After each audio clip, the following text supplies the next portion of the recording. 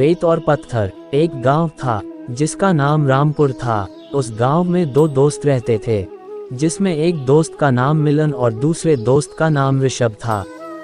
उन दोनों दोस्त के आगे पीछे कोई नहीं था। वह दोनों दोस्त अकेले थे। वो दोनों एक ही घर में रहते थे।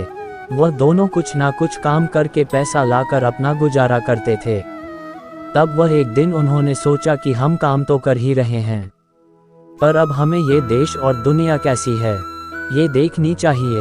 इसीलिए वह दोनों के पास जितना पैसा था वह लेकर उन्होंने दुनिया घूमने का निर्णय लिया। ऋषभ ने कहा कि हम पैसे भी घूमते घूमते उस जगह से कमा लेंगे जिसे पैसे की कमी की कोई भी बात नहीं होगी।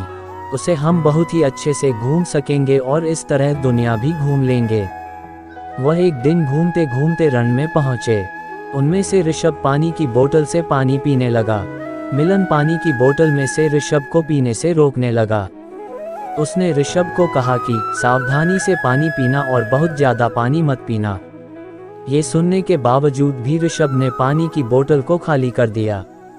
ये देखकर मिलन को बहुत गुस्सा आया। उसने गुस्से में आकर ऋषभ को चांटा लगा दिया। उसने कहा कि हम यहाँ रण में हैं, हमें यहाँ पानी की कभी भी जरूरत पड़ सकती है। तुम्हें पता नहीं है कि पानी यहाँ रण में मिलना कितना मुश्किल होगा, इसीलिए तो मैं तुम्हें मना कर रहा था। तब मिलन ने रेत में लिखा कि मुझे मिलन ने चांटा लगाया।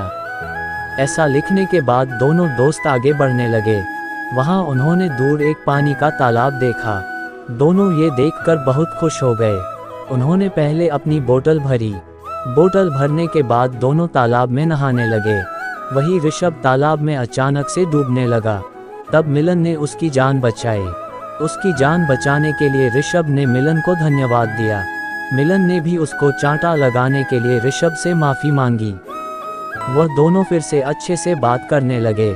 उन्होंने एक पेड़ के नीचे कुछ समय आराम करने का सोचा।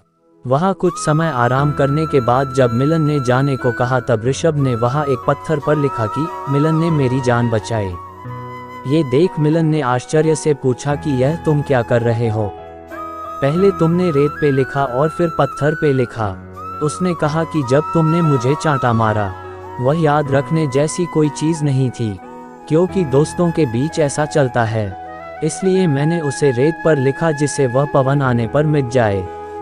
तुमने मेरी जान बचाई, ये हमेशा याद रखने की चीज़ है, इसीलिए मैंने इसे पत्थर पर लिख दिया है कि तुमने मेरी जान बचाई, जिसे कोई भी मिटा ना सके।